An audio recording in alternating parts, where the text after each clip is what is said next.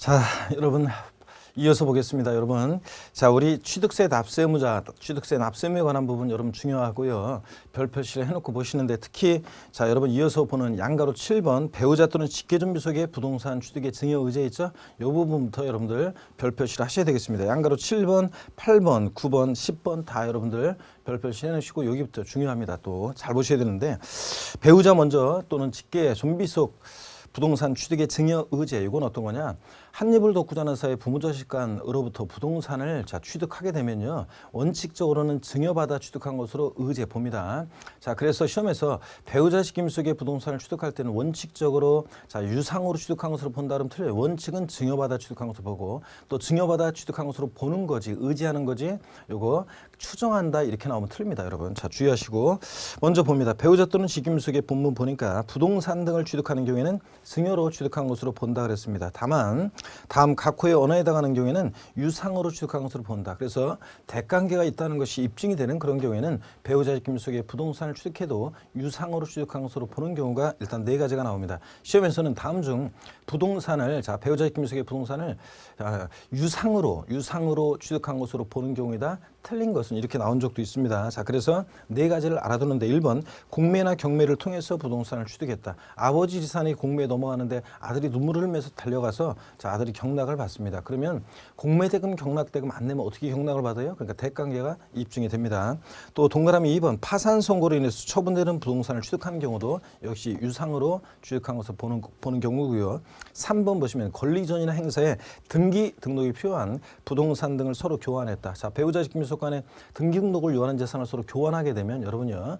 자, 그러면 교환하게 되면 서로 공시가 다 되니까 대관계 있다는 것이 드러나니까 입증이 됩니다. 또 4번 보면 해당 부동산 등의 취득을 위하여 그 대가를 직판 사실을 증명한 경우, 이 경우 또 역시 대관계가 있으니까 입증이 되니까 유상 취득한 것을 봅니다. 자, 그런데 여러분 이 4가지는 꼭 알아두시고 다만 2016년도에 그 대가를 직판 사실을 증명한 경우라는 게 어떤 거냐 구체적으로 요것에 관해서 박스 안에 기억본부터 리을본까지 요것을 추가했습니다.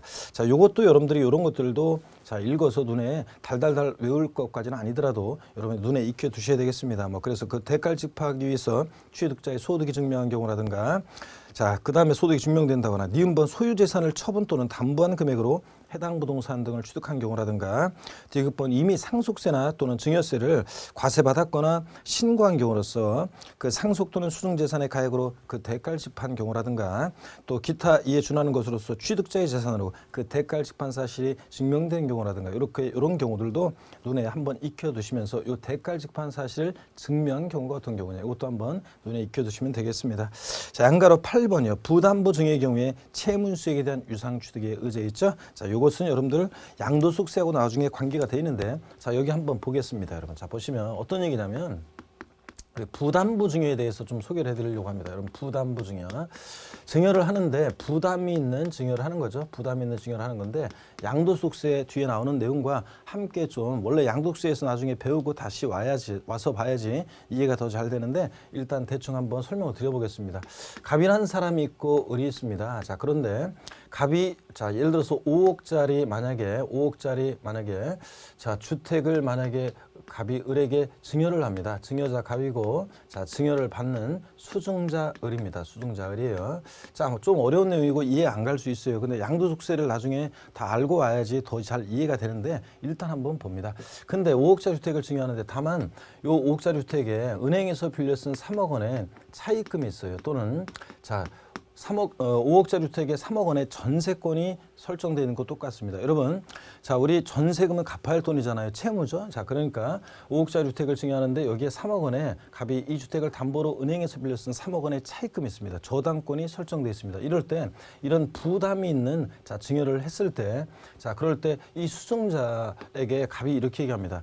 야, 내가 5억짜리 주택을 너한테 증여할 건데 너 받을래? 그래? 야, 근데 내가 그 주택을 담보로 은행에서 3억 원 빌려 쓴 거는데 그건 네가 좀 갚아줘야 되는데 그랬더니 야 미쳤냐? 자, 그런 사람이 어디 있어요? 알았어, 고마워, 내가 알아서 갚을게 이렇게 얘기하죠. 그러면 수증자가 알았어, 내가 알아서 갚을게 그 말은 수증자가 이 채무를 인수하기로 했다는 얘기예요. 자, 채무를 인수하기로 했습니다.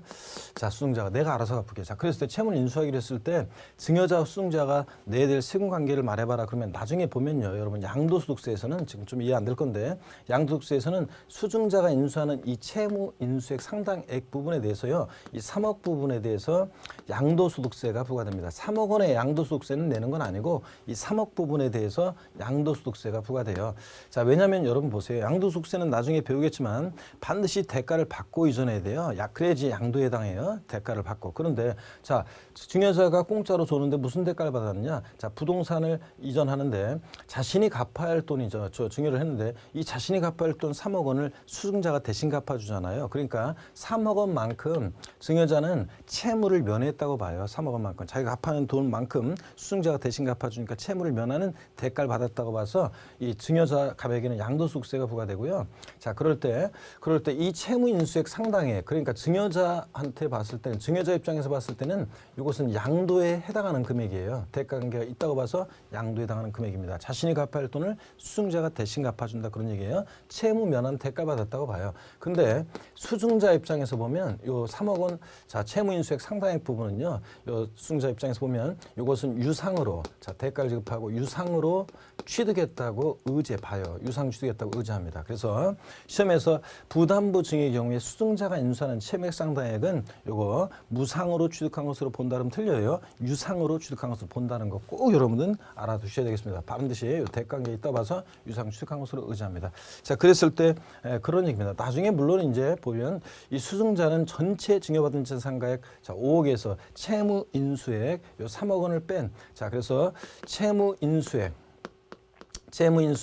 이외 자산 부분, 이외 자산. 채무인수액 이외 자산은 그러면 요 사례에서는 지금 2억 부분이죠. 요 채무인수액 이외 자산 부분에 대해서는 자, 수증자는 이제 증여세가 부과되고요. 증여세도 부과되고 공짜로 받은 거로 봐서 그다음에 요 채무인수액 이외 자산 부분에 대해서 요 부분은 무상으로 증여받아서 즉 무상으로 취득한 것으로 자, 봐가지고 자, 취득세가 부과됩니다. 그러니까 취득세 입장에서 봤을 때 수증자가 인수하는 채무인수액 요 상당액 부분은 이것은 유상 취득한 것으로 보고요. 그다음에 채무인수액 이외 자산 부분은 무상으로 취득한 것으로 봐서 취득세가 적용됩니다. 자, 그래서 세율 자체가 다르게 적용돼요. 그래서 여러분 시험에서 하여튼 부담부 증여의 경우에 수증자가 인수하는 채무인수액 상당액 부분에 대해서는 자, 요거 무상으로 취득한 것으로 본다고 바꿀 수도 있고요. 또 그다음에 채무인수액 이외 자산 부분 요건 무상으로 취득한 것으로 보는데 시험에서 이렇게 나온 적이 있죠. 자, 다음 유상으로 취득한 것으로 보는 경우에 다 틀린 거. 그래서 아까 배우자 책임속으로부터 부동산을 취득했을 때 유상으로 취득한 것으로 보는 경우 4가지를 깔아놓고 부담부 증여의 경우에 채무인수액 이외 자산을 취득하는 경우 요게 들어있었어요. 자, 부담부 증여의 경우에 채무인수액 이외 자산을 취득하는 경우 요거는 유상이 아니라 뭐라고요? 무상으로 취득한 것으로 봅니다. 그래서 요거 반드시 구별해서 여러분들이 알고 계셔야 되겠습니다. 자, 그래서 8번 양가로 8번 자, 본문을 제가 한번 보면 자, 밑줄입니다. 다 증여자의 채무를 인수하는 부담부 증여의 경우에 그 채무액 상당액 부분은 부동산 등을 자, 뭐다 요거 유상으로 취득한 것으로 본다는 거. 자, 그래서 요거 무상으로 취득한 것으로 본다 그러면 틀립니다. 양가로 9번은 자, 양가로 7번과 8번은 시험에 이미 나왔고 양가로 9번도 한번 또 보겠습니다.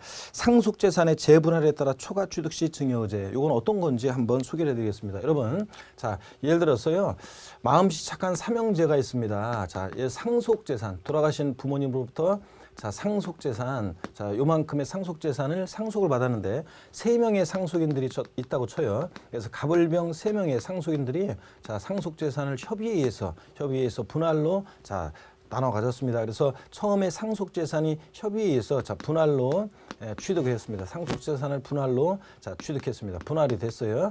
자, 그랬을 때는 이것은 당연히 상속으로 취득한 것이 되는 거고요. 상속으로 취득한 것으로 돼서 상속으로 인한 취득세 세율이 나중에 적용됩니다. 상속으로 인한 취득세 세율이. 근데 부모님 돌아가시고 나서 한요 일주기가 다가오고 있습니다. 일주기가 다가오는데 1년 거의 이제 일주기가 다가오면서 마음 착한 큰형님이 있죠. 마음 착한 큰형님이 자, 동생들 불러 모아놓고 이렇게 생각합니다. 갑이요.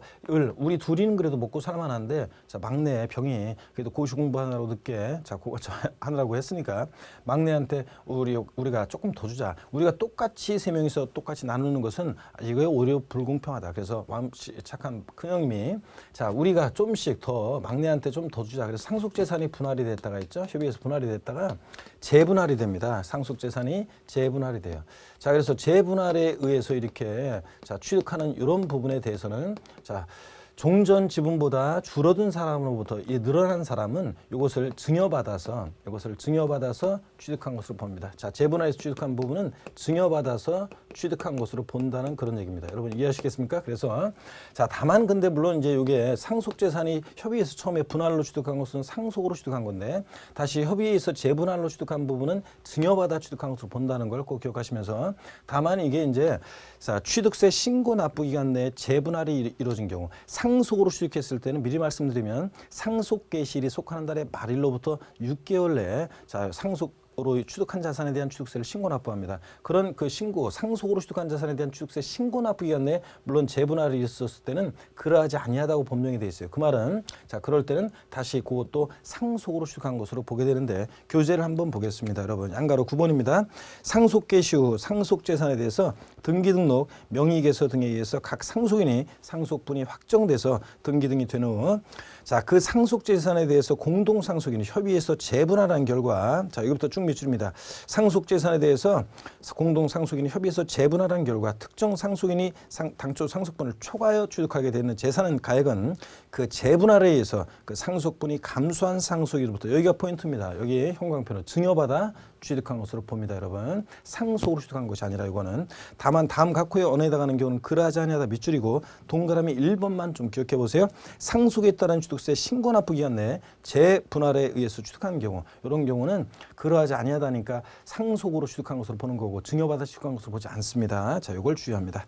그 다음에 양가로 10번과 11번은 이어지는 내용은 2016년도 개정세법 내용입니다. 2016년도에 추가된 내용인데요. 택지공사가 준공된 토지 사실상 지목 변경. 자, 이것도 봅니다. 공간정보의 구축 및 관리에 관한 법률에 따라서 대지 중 국토의 계획 및 이에 관한 법률 중 등 관계 법령에 따른 택지공사가 자, 여기부터 밑줄입니다. 준공된 토지 지목을 건축물과 그 건축물에 접속된 정원 자, 그리고 부속 시설물의 부지로 사실상 변경함으로써 그 가액의 증가가 있어야 돼. 반드시 그 가액의 증가한 경우에는 이 가액의 증가분을 취득한 것으로 뭐한다? 의제한다. 본다는 얘기입니다. 그래서 밑줄 쫙 꺼놓고요. 택지공사가 준공된 토지 사실상 지목 변경의 경우 역시 가액의 증가가 있을 때 가액의 증가를 취득했다고 의지한다는 거, 본다는 거, 가액 증가분만큼을 이것도 여러분들이 밑줄 그어놓고요. 그 다음에 여러분 11번 봅니다. 신탁재산의 위탁자 지위 이전 이것도 2016년도 추가된 내용이라 좀 주의해서 봅니다. 신탁법에 따라 신탁재산의 위탁자 지위에 이전이 있는 경우에 새로운 위탁자가요. 자, 그래서 신탁재산이 자, 위탁자 입장에서 그 신탁재산에 대해서 위탁자 지위가 바뀌어요. 위탁자가 다른 사람으로 바뀔 때 새로운 위탁자가 해당 신탁재산을 취득한 것으로 본다는 거, 의지한다는 거 밑줄 쫙입니다. 다만 단서 부분 위탁자 지위 이전에도 불구하고 신탁재산에 대한 실질적인 소유권의 변동이 있다고 보기 어려운 경우로서 법령이 정하는 경우는 그러하지 않는데 하여튼 당연히 자, 소유권 내용의 실질적인 변동이 당연히 있어야 되겠죠. 자, 어떠든 간에 신탁재산에 위탁자 지위가 이전했을 때 새로운 위탁자는 신탁재산을 취득한 것을 뭐한다? 본다는 거. 이것도 여러분들이 밑줄 그어놓고 알아둡니다. 그 다음에 기타 납세 의무 이런 것들은 자, 여러분들이 나중에 이제 문제 풀이할 때 물론 모의고사 같은 때 나올 수도 있겠지만 자, 문제 풀이할 때 이런 것들 자, 어떤 것들인지 슬쩍슬쩍 보고 넘어가겠습니다. 자, 그러면 요 정도 내용은 반드시 여러분들이 납세의무에서 숙지를 하셔야 되고요. 그 다음에 우리 이어지는 03 과세물건은 앞서서 우리가 취득세 대상 어떤 것을 취득했을 때 취득세 부과되느냐 앞서서 봤습니다. 그죠? 자, 그래서 취득세 과세 대상 포항 영일만이 고향인 사람 스토리를 통해서 제가 여러분께 소개를 해드렸고요. 자, 쭉 넘어갑니다. 취득세 대상 그래서 설명을 드렸고 쭉 넘어가서 취득의 개념, 이 취득의 개념이 나오는데 취득세에서 취득이 뭐냐? 자, 취득세에서 취득에 의해 자, 소개를 해드렸고 앞선 강의에서 또 사실상 취득과 또 의제 취득, 간주 취득 유형도 제가 소개를 해드렸습니다. 자, 그리고 여러분이 이제 이어지는 얘기가 04번의 비과세인데요. 이 비과세는 일단 취득세를 다 보고 봐야지 이해되는 내용들이 있기 때문에 취득세, 자, 비과세가 어떤 거고, 자, 개념부터 시작해서 어떤 경우에 취득세를 과세하지 않느냐. 이것은 시험에 틈틈이 출제가 되거든요. 자, 옛날에는 독립화 문제로 나왔는데 최근에는 독립화 문제로 안 나옵니다. 그렇지만 종합 문제 속에서 틈틈이 나오기 때문에 이것은 다음에 취득세를 다 한 다음에 다음에 자 뒤에까지 다 보고 다시 와서 비과세를 마지막에 정리해 드리겠습니다. 그 다음에 여러분 넘어가는 것이 취득 자 비과세 다음에 05보 자 05 취득의 시기요. 자 어느 때를 취득했다고 볼 것이냐. 취득 시기는 자 예전에는 틈틈이 잘 나왔어요. 최근에 좀 하긴 하지만 그래도 이 취득 시기는 언제든지 자 종합 문제 속에서 출제되는 그런 내용이라 여러분들이 잘 정리를 해 두셔야 됩니다. 취득 시기 어떤 내용인지 한번 소개해 드리겠습니다. 자 여러분 자 몸을 좀 푸시고요. 제가 설명드릴 때는 항상 자 이렇게 지울 때는 여러분들 몸을 좀 푸시라고 그랬죠. 자 그래서 몸을 좀 푸시면서 스트레칭을 합니다. 자, 목도 좀 돌리시고 허리도 좌로 우로 좀 돌리시고요. 자 이렇게 해서 여러분들 취득의 시기 어느 때를 취득 시기로 볼 것이냐. 자 요게 시험에 틈틈이 출제가 되는 부분인데 자 취득 시기도 한번 설명을 드립니다. 그래서 여러분들 뭐 이런 것도 여러분들이 자 취득 시기도 반드시 알고 계셔야 되는데 왜 취득 시기가 중요하냐? 어느 때를 취득했다고 볼 것이냐? 취득 시기가 왜 의미가 있냐면요. 여러분 취득세는 일단 취득한 때 취득세 납세 의무가 성립한다고 조세 총론에서 배웠습니다. 취득세는 어느 때 납세 의무 성립하느냐? 취득하는 때 납세 의무 성립합니다. 그럼 취득하는 때가 언젠지를 알아야지 취득세 납세 의무 성립 시기를 판정할 수 있고 또 취득세는 취득일로부터 미리 말씀드리면 60일 내 신고 납부합니다. 그러면 어느 때부터 60일 내 신고 납부할 것이냐 그런 얘기죠. 자 그래서 취득 시기가 의미가 있는 건데요. 그럴 때 취득 시기는 취득 원인 등에 따라 다양해요. 그럴 때 먼저 매매 같은 유상승계 취득의 취득 시기는 제가 판서를 통해서 좀 설명을 드리겠습니다. 유상승계 취득의 경우 취득 시기인데요. 자, 매매 같은 경우가 물론 대표적입니다. 자, 그래서 매매 같은 경우, 매매 등의 경우 한번 보겠습니다. 대가를 지급하고 취득하는 유상승계 취득의 취득 시기는 원칙 언제냐면요. 원칙. 자, 등기일은 아니에요. 왜냐하면 취득세는 등기 등록과 무관하게 과세합니다. 자, 취득세는 실질과세 원칙. 자, 말씀드렸죠. 실질과세 원칙상 등기 등록 허가 등과 무관하게 과세합니다. 그러니까 등기 안 됐어도 취득했다고 보게 돼요. 그래서 취득 시기는 원칙적으로 잔금 지급일이에요. 근데 잔금 지급일인데 특별히 계약상 잔금 지급일을 취득 시기로 합니다. 계약상 잔금 지급일이요. 자, 계약상 잔금 지급일을 원칙적인 취득 시기래요. 계약서에 기재된 그 계약상 지급하기로 한 잔금 지급일 그때부터 60일 내 취득세를 신고 납부합니다. 근데 자 예외가 있어요. 근데 계약상 잔금 지급일이 명시가 안 돼 있다. 자 명시가 안 돼 있다. 예. 자 예를 들어서 뭐 계약상 잔금 지급일이 불분명하다 그런 얘기죠. 자 뭐 써 있긴 써 있는데 2016년 뭐 2017년 뭐 예를 들어서 뭐 4월 뭐 예를 들어서 중순 이래요. 자 그러면 그게 4월 뭐 10일인지 15일인지 알 수 없잖아요. 자 그래서 명시 안 됐을 때는 어떻게 하느냐? 계약일로부터 자 60일 경과하는 날을 계약일로부터 60일 경과하는 날을 취득 시기로 합니다. 경과하는 날을. 자 이렇게 해서 자 원칙 계약상 잔금일인데 자 명시가 안 돼서 불분명하다 그러면 계약일로부터 60일 경과하는 날입니다. 시험에서는 원칙 매매 같은 유상승계 취득의 취득세상 취득 시기는 계약상 잔금질인데 불분명할 때는 등기일로 한다 이렇게 바뀌어요. 등기일이 아니라 언제다? 계약상 잔금질이라는 것. 자 그다음에 예외가 있습니다. 자 어떤 얘기냐면 계약서와 상관없이요. 실제로 잔금이 지급된 때를 잔금 지급된 때를 취득 시기로 하는 경우도 있긴 있습니다. 계약서와 상관없이 사실상 잔금지를 취득 시기로 하는 경우가 있는데 이건 아무 때나 인정 안 해요. 자 아무 때나 인정하면 뭐 다 계약서와 상관없이 나 계약서에 이렇게 돼 있지만 어제 실제 잔금 치렀는데 이런 식으로 다 할 거기 때문에 요 객관적으로 잔금 지급일이 입증되는 객관적인 취득의 경우만 인정합니다. 예를 들어서 여러분요 국가나 지자체 조합 등으로부터 취득하는 그런 경우입니다. 국가나 지자체 조합 등으로부터 취득하는 경우. 여러분 보세요. 만약에 뭐 서울특별시로부터 어떤 토지를 취득하는데요. 계약상으로는 잔금 지급일이 몇 년 몇 월 며칠로 돼 있어요. 근데 실제로 잔금 지급은 다른 날 치러졌어요. 그럼 공무원들이 어디다 다 적어놨을 거 아니에요. 자 그렇기 때문에 그 잔금 지급일이 객관적 입증이 되겠죠. 자 그래서 국가 등으로부터 취득하는 이런 경우, 또 수입에 의한 취득이요. 여러분 수입에 의해서 뭘 취득한다. 자 그러면 수입에 의해서 취득한다. 수입 신고 필증에 우리 다 잔금 실제 지급된 날이 입증이 돼요. 그 다음에 공매나 경매 방법 등으로 취득하는 경우입니다. 공매나 경매 방법 등으로 취득한다. 그러면 공매대금, 경락대금 실제 지급된 날 다 객관적으로 입증이 되겠죠? 자, 그다음에 판결문에 의해서 자, 요 입증이 되는 경우입니다. 판결문에 의해서 입증되는 경우. 판결문이라는 것은 여러분 민사소송이나 행정소송 절차에 의해서 확정된 판결문을 의미합니다. 판사가 CCB를 가렸잖아요. 판결문에 자 실제 잔금 지급된 날이 언제인지를 적어놨습니다. 그러면 객관적으로 입증이 되겠죠? 증명이 되죠? 자 그래서 이런 경우입니다. 다만 이 판결문에서 여러분요, 다만 주의할 거 있습니다. 이 판결문에서 단 판결문에서 단 화해 자 조서라든가 화해 조서라든가 인낙조서라든가 또 포기조서라든가 또 그다음에 자 자백간주에 의한 의제자백, 자백간주에 의한 이런 경우는 자 제외합니다. 여러분 자 무슨 얘기냐면 우리가 수많은 우리나라의 법적 분쟁이 민사적인 법적 분쟁이 매년 벌어지고 있습니다. 뭐 수많은 법적 분쟁이 벌어지는데 그럴 때 여러분 봅니다. 그럴 때 수많은 법적 분쟁이 벌어지는데 모든 법적 분쟁이 정식 재판 절차에 통해서 해결된다. 그럼 법원에서 감당할 수 없잖아요. 자 그렇기 때문에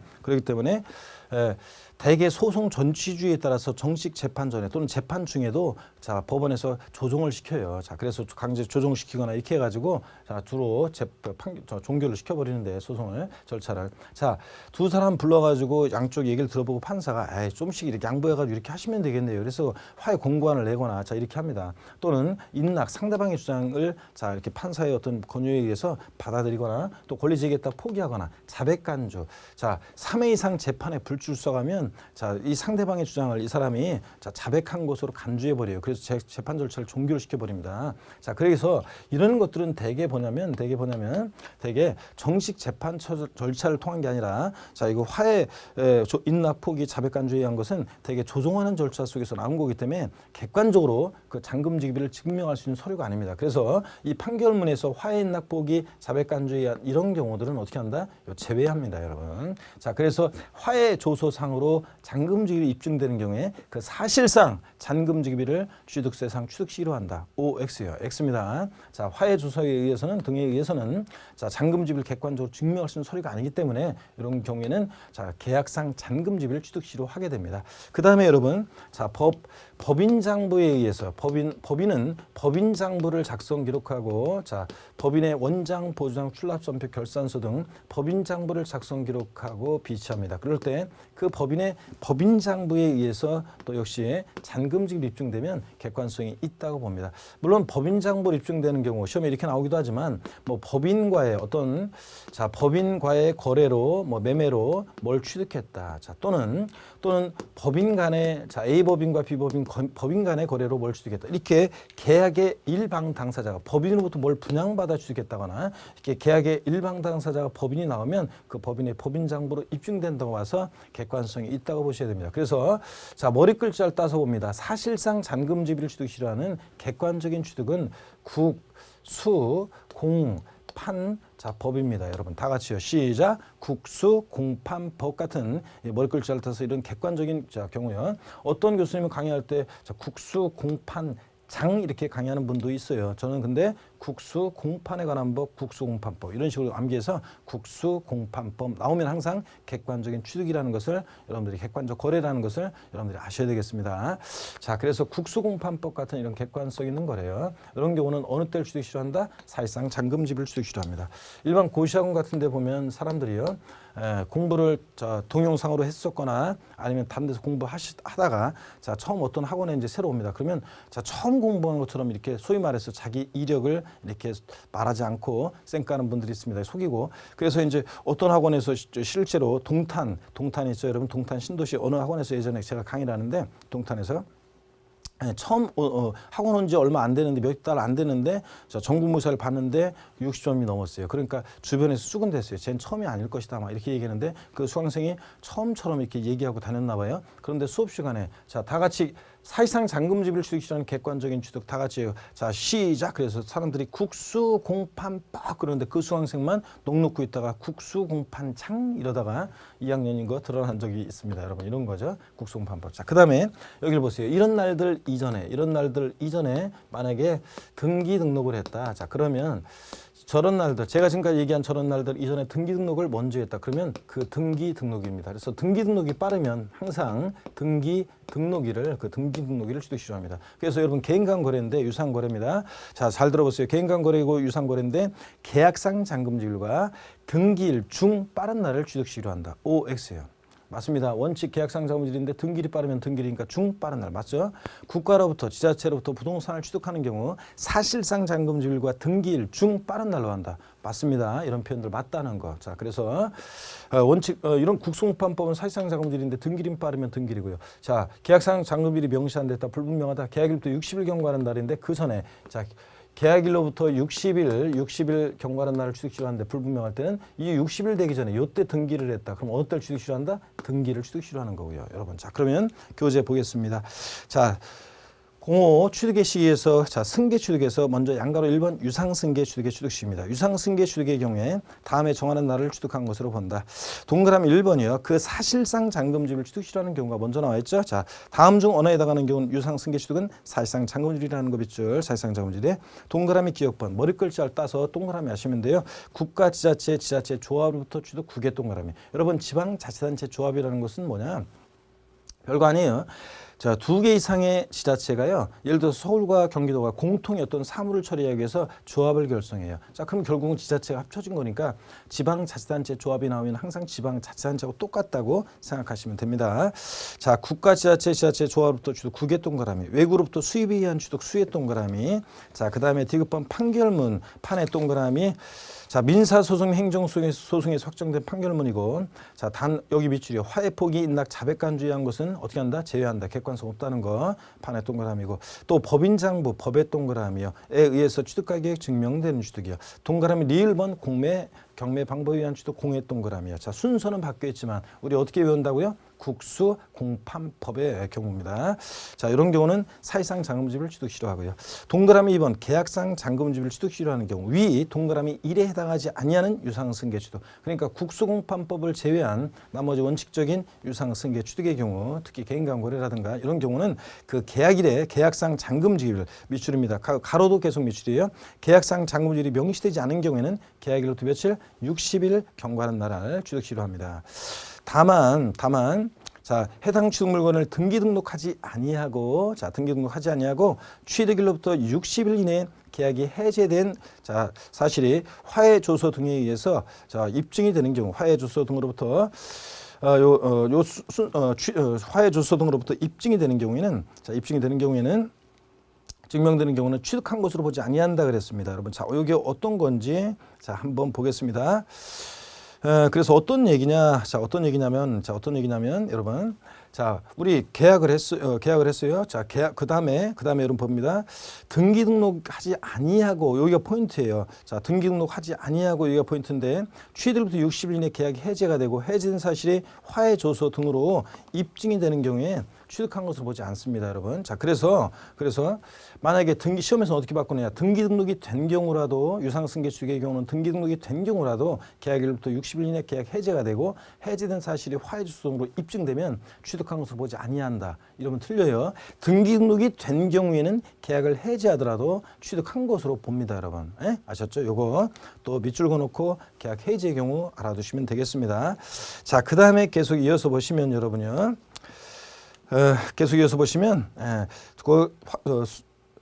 이런 표시가 있죠. 자, 이런 표시가 있는데, 자, 요 살펴 표시가 있는데, 개인간 매매 등의 경우에는 부동산 거래 신고를 한 경우에도 계약상 잔금질을 취득시효 본다. 자, 이따가 나오는 거지만, 자, 부동산 거래 신고라는 것을 하면 요 객관성이 있어요. 자, 그런데 취득 시기에서는 이 부동산 거래 신고는 이게 취득 시기라기보다는 취득 가격에 대한 입증 때문에 요 취득 시기에 계약상 잔금질로 하는데요. 일단 밑줄 그어놓고요. 자, 이따가 넘어갑니다. 하여튼 부동산 거래 신고하는 법률에 따라서 자, 요거 개인간의 부동산 거래 신고를 하는 그런 경우에도 자, 객관성은 있지만 요거 계약상 잔금질을 취득시효 한다는 거 일단 자, 해놓습니다. 여러분, 예전에는 부동산 거래 신고하는 법률에 의해서 부동산 거래 신고를 했다. 요거 객관성이 있다고 봐가지고요. 취득 시기를 사실상 잔금질로 한 적도 있었어요. 그랬더니 헷갈린단 말이지 이게. 자, 똑같은 개인간 거래인데 어떤 때는 계약상 잔금질부터 60일 내에 신고 납부하고 또 어떤 때는 또 사실상 잔금질 지급된 때부터 60일 내에 신고 납부하니까 헷갈린다고 그래가지고 공인 중에서 공부하는 여러분들도 이런 게 헷갈리는데 그래서 취득 시기를 바꿨어요. 그래서 부동산 거래 신고에 관한 법률에 의해서 부동산 거래 신고를 하는 경우 요거 뒤에 나옵니다. 이따가 이제 과소편에서 객관성은 있지만 개인간 거래의 경우 어느 때를 취득시효한다? 계약상 잔금질을 취득시효합니다. 사실상 잔금질을 취득시효한다고 바꿔요. 자, 그 다음에 동그라미 3번에 보면 사실상 연부금 지비를 취득시로 하는 경우, 연부로 취득하는 것.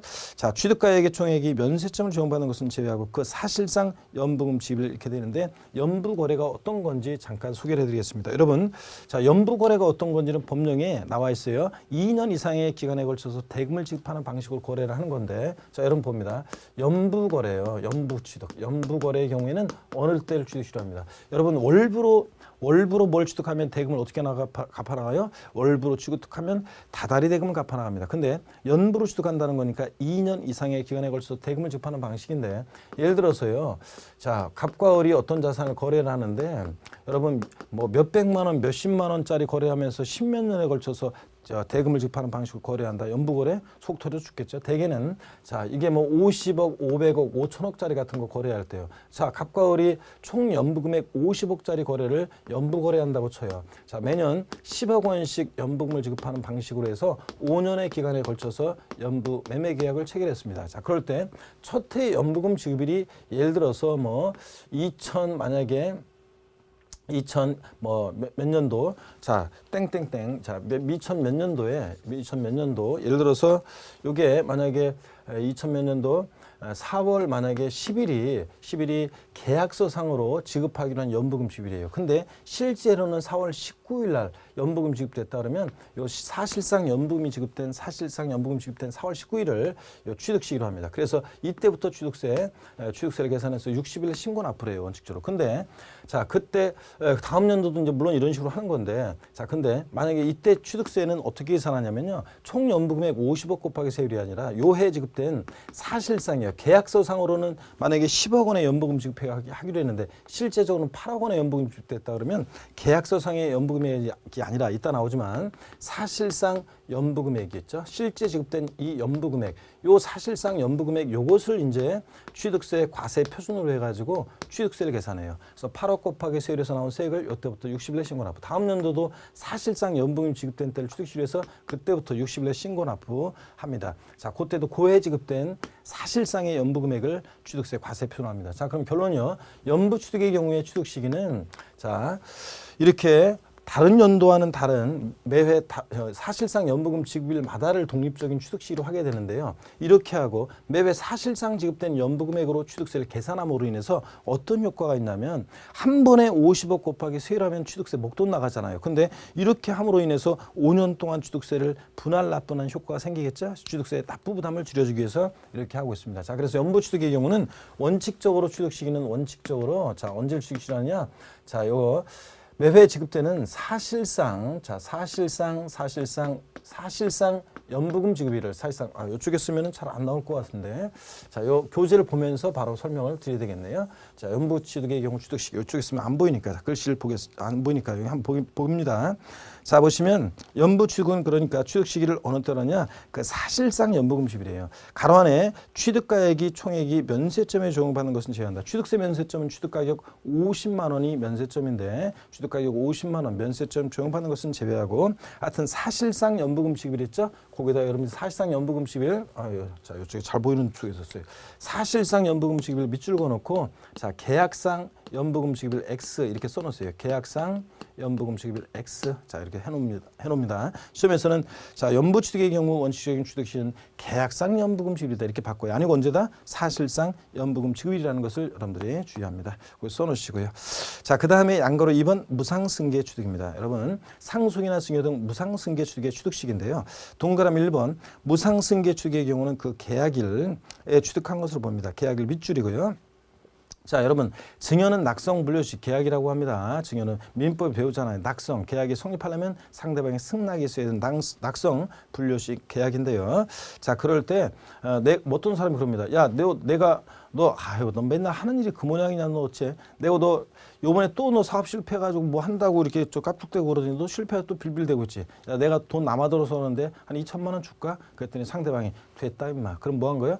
나는 증여 청약의 의사 표시했는데 상대방이 거절했잖아요. 그러니까 증여 계약이 불성립해요. 증여 이렇게 계약입니다. 근데 요번에는 야, 친구야, 너 요새 힘들어하고 그러는데 내가 어떻게 해가지고 한 3천만 원은 어떻게 널 좀 줄 수 있을 것 같아. 친구야, 내가 어려울 때 나한테 격려해주고 도와줬잖아. 친구야, 이거 갖고 힘내. 그랬더니 상대방 친구가 고마워 친구야. 그럼 뭐 한 거예요? 증여. 자, 계약이 성립한 거죠. 자, 증여 청약했는데 상대방이 승낙했잖아. 이렇게 증여는 계약입니다. 그 증여 계약일을 취득시로 합니다. 증여로 인한 취득은.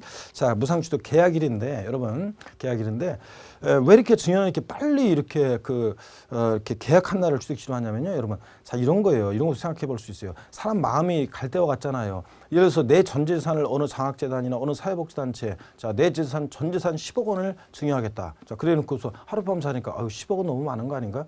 자, 8억만 할까? 하룻밤 더 좋아. 5억만 할까? 막 이렇게 되잖아요. 그러니까 마음 변하지 못하도록 증여 계약일을 취득시로 합니다. 가로도 밑줄입니다. 상속 또는 유증, 유언으로 증여하는 게 유증이라고 그랬습니다. 상속 또는 유증으로 인해서 취득하는 경우, 상속은 상속계실, 유증은 유증계실을 자, 취득시로 합니다. 자, 밑줄이요. 그래서 이런 것도 꼭 알아둡니다. 자, 상속을 제외한 일반적인 증여로 인한 무상취득은 언제? 계약일. 등기일로 바꿔요, 여러분들. 아니고 계약일이고, 상속으로 취득했을 땐 상속계실, 유증은 유증계실을 취득시로 한다는 거. 자, 동그라미 2번이요. 이것도 계약 해지에 관한 건데요. 자, 아까 위에 유상승계 취득의 경우에 계약 해지의 경우하고 요 같은 거예요. 자, 봅니다. 동그라미 2번. 해당 취득 물건을 등기 등록하지 아니하고 취득일로부터 60일 이내에 계약이 해지된 사실이 역시 화해 조서 등으로 입증되면 자, 취득 가능성을 보지 않습니다. 자, 그래서 무상승계 취득의 경우도 유상취득과 똑같이 등기 등록하지 아니하고 자, 등기 등록하지 않냐고 취득일부터 60일 이내 계약 해제가 되고 해지된 사실이 입증될 때 취득 가능성 보지 않는 거지. 만약에 요거 등기 등록이 된 경우라도 취득일부터 60일 이내 계약 해제가 되고 해지된 사실이 화해 조서 등으로 입증되면 취득 가능성으로 본다. 이러면 틀려요. 자, 요거 주의합니다. 등기 등록이 되지 않았어야지 등기 등록이 된 경우에는 계약을 해제하더라도 취득한 것으로 본다. 요거 법령의 반대서까지도 알아두셔야 되겠습니다. 밑줄이고요. 자, 그다음에 양가로 3번 등기 또는 등록일이 되는 경우 동그라미 1번에 보니까 위 양가로 1과 2의 유상 또는 무상 승계 취득의 경우 취득일 전에 등기 등록을 했다. 자, 등기 등록일이 빠르면 언제라고요? 그 등기 등록일에 취득한 것으로 봅니다. 하여튼 이런 날들 이전에 등기 등록을 하면 등기 등록일이라는 걸 여러분이 꼭 주의하시고요. 자, 그다음에 그 동그라미 여러분 동그라미 2번 이혼에 따른 재산분할로 인한 취득의 경우에 과세 물건의 등기 또는 등록일이 취득 시기가 된다는 거 참고적으로 한번 여러분들 보시면 되겠고요. 자, 원시 취득의 경우 취득 시기입니다. 자, 원시 취득의 취득 시기. 자, 제일 중요한 것은 이렇게 유상 취득과 무상 취득의 취득 시기가 제일 중요했고요. 그다음에 이제 원시 취득의 취득 시기도 자, 한번 좀 살펴볼 필요가 있습니다. 건축물 건축했을 때요. 동그라미 1번 건축물을 건축하여 취득하는 경우에는 그 사용 승인서 내주는 날 사용 승인서를 내주기 전에 임시 사용 승인을 받았다. 그러면 임시 사용 승인과 사실상 사용일 중 빠른 날을 취득일로 봅니다. 그래서 하여튼 여러분 자, 원칙적으로 건물을 신축했을 때는 건축했을 때는 어느 때를 취득시로 볼 것이냐, 어느 때부터 60일에 신고 납부할 것이냐, 어느 때라고요? 사용 승인서 내주는 날인데 그 전에 만약에 임시 사용 승인을 받았다. 그럼 그날이고 그 사용 승인서 내주는 날 전에 사실상 사용을 하면 언제라고요? 사실상 사용일이에요. 그러니까 이런 날들 비교해서 중 빠른 날이에요, 얘네들. 자, 사실상 사용일, 사용 승인서 내주는 날, 또 임시 사용 승인일, 그 다음에 사실상 사용일 중 빠른 날을 취득시로 한다. 이런 표현도 맞습니다, 여러분. 자, 그 다음에 동그라미 2번 또 편하게 봅니다. 도시개발법에 따른 개발사업이나 도시 및 중환경 정법에 따른 정비 사업으로 건축한 주택입니다. 다른 거 아니고. 동그라미 1번은 일반적인 건축물의 경우고 동그라미 2번은 개발사업이나 정비 사업으로 건축한 주택의 경우입니다. 동그라미 자, 주택이라는 거. 자, 의 경우에 자, 요 주택을 환지 도시개발법에 따른 환지 처분 또는 도시 및 중환경 정법에 따른 소유권 이전으로 취득하는 경우에는 자, 요 밑줄입니다. 환지 처분으로 취득할 때는 환처분 공고일의 다음 날, 요 다음 날 포인트예요. 다음 날 쏙 빼면 틀려요. 자, 소유권 이전 방식 할 때는 소유권 이전 고실의 다음 날을 취득시로 한다는 거. 자, 그런데 이것도 사실상 사용을 했다 이런 날 이전에 그러면 사실상 사용일이니까 중 빠른 날이라는 거. 밑줄 쫙입니다. 자, 그래서 다음 날 요거 꼭 기억합니다. 그 다음에 동그라미 3번은 뭐 여러분들이 그냥 편하게 읽어보시고요. 나중에 문제풀이 같은 거 할 때 또 말씀을 드리겠습니다. 자, 조합원에게 귀속되지 않는 비저번형 토지의 취득식인데 나중에 외우고 자, 보기로 하고요. 자, 양가로 2번 토지의 경우 관련 법령에 따른 매립간척으로 토지를 원시 취득할 때는 공사준공인가일 살짝 밑줄이고 예외는 뭐 어려울 거 없어요. 그 공사준공인가일 전에 뭘 했다는 자, 그날인데 별로 중요하지는 않습니다.